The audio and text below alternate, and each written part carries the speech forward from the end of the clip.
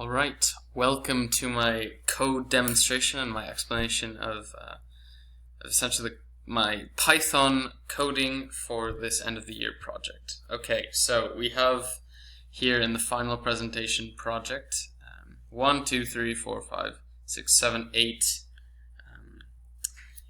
programming examples. So number one, we'll start with objects. So in Python, it's very similar to how it is in Java. So as we see here, we have a class called animal, and it's very straightforward. And here we have encapsulated variables, and the way this works is you need to have double underscore right before them, and that's how to show that they're encapsulated. And right here we have the first constructor. We have the constructor for the class animal, and it's a bit different than in Java, given that you have to do double underscore init and then double underscore after. And as you can see, this is a definition, which is a method essentially, and this constructor takes self, name, height, weight, and sound. And a key difference here is that you do not actually see the variable types for all of these. And here we just initialize them just as you would in Java. And then here we have, the setters and getters. So we have the set name, get name.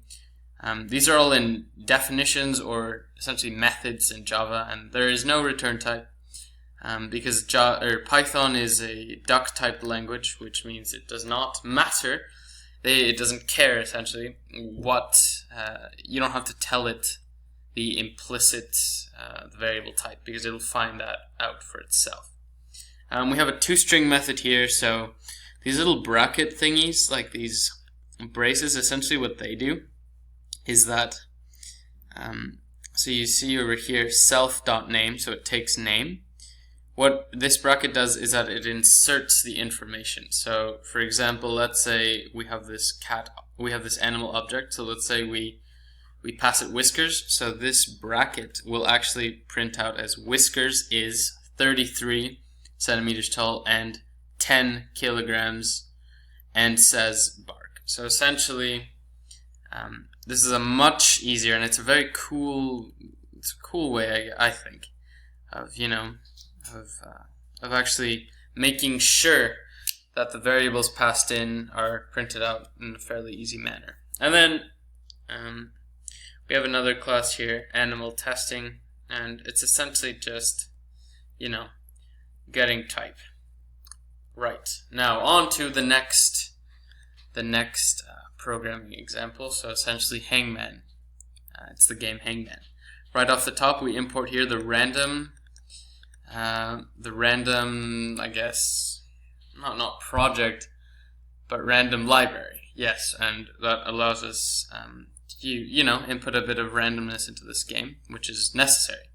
So right away we have a method called getWord, and we have an array called words, and we have all of these names, and we have here return random.choice words.upper. So essentially picks one of all these names, and it makes it this dot upper makes it into all uppercase, all capitals. So it's easier for the user to guess, and it's not very case sensitive. So we go down and we have another method called check, and it takes word, guesses, and guess. What this does is that, first of all, the guess, it's turned into uppercase. I is equal to 0, and matches is equal to 0 as well. And then we have for each letter in word.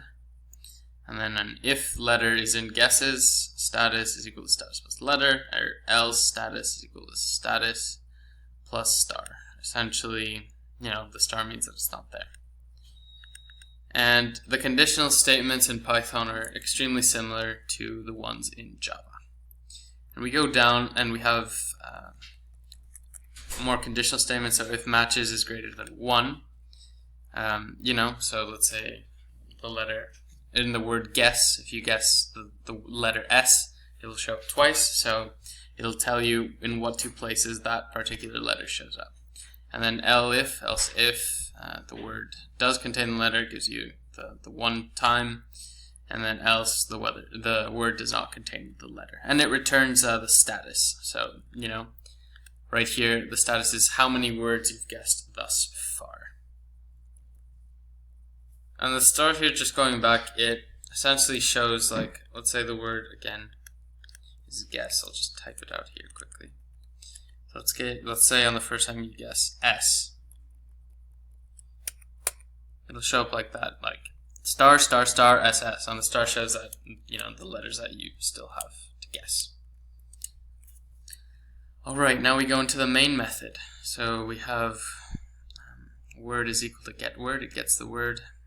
The guesses, it sets it to false, it sets it to blank, and it tells the user how many letters the particular word contains. And then we have a while loop here.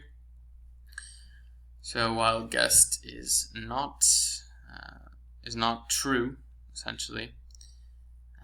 The text is equal, it takes the input from the user, it makes sure it's uppercase, and then it tells them whether or not yes, you've already guessed that, sorry, wrong, or it actually does, it actually is there. And then finally you get the word and it tells you how the tries. Now we move on to the third example, inheritance. So we have, it's very simple here, it's essentially identical to inheritance in Java. So we have a person class, and then we have an employee class, which is a subclass of person. Person is a superclass. So method or constructor here, self. Self, it essentially is taken by most methods, and it allows it to call itself, like self.firstName, stuff like that, and then takes first and last. And it has another method called str. It's essentially like a what's it called? Like a toString method. Yes, that's the word. So then we have the subclass employee, and right here we, the command super is exactly the same as it would be in Java. And then we have overriding here. We have an overridden method because str and str. And polymorphism is used to determine, which method to use depending, obviously, on the object type. So we have two objects, a person object and a employee object, and just prints it right here. Alright, so now we go to graphics. So graphics in Python are, in my opinion, much easier. So I used something called tkinter, which is like a graphics module, so you have to import that. So we have a buttons class. So we pack the frame. This is essentially for like a pop-up window. So then I'll just press run graphics window just to show up, and we have the thing up here.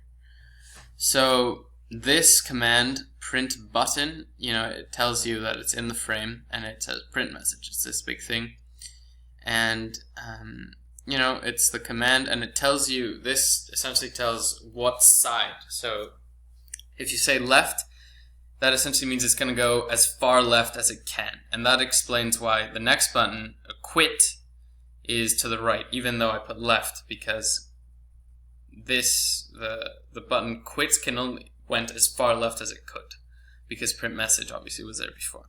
And, it just says hello, and you have to make sure to put it in a main loop. If not, the window doesn't show up. And every time you press print message, it says hello right there. If not, quit, and you're done. So it's very, very basic, but it's nice. So another graphics, rectangle. So again, using tkinter, and essentially I use something this time called the grid layout, which is essentially just a massive grid, and you can plot points, and it draws something. So what do I draw? What did I make this time? I made a rectangle, as you can see. So the create rectangle, it uses the coordinates 50, 20, and 150, 80, and this fill is just it's a green color. It's like this weird, like, I don't even know what kind of green it is, but it's a nice green, and it's the actual, to call it, you have to use a number, And then you have another great rectangle, 65, 35, 135, 65, and you can tell it what essentially the fill, and you can tell it the width, as you can see, create line. And of course you need to use main loop for the actual window to show up. So next let's go into graphics, diamond. I made a polygon thing right here. It's like a star kind of. So, you can use the color green, use tkinter again, and you input the points here into the array. You can tell it the fill, and you can tell it the width and the outline, and you have to use main loop.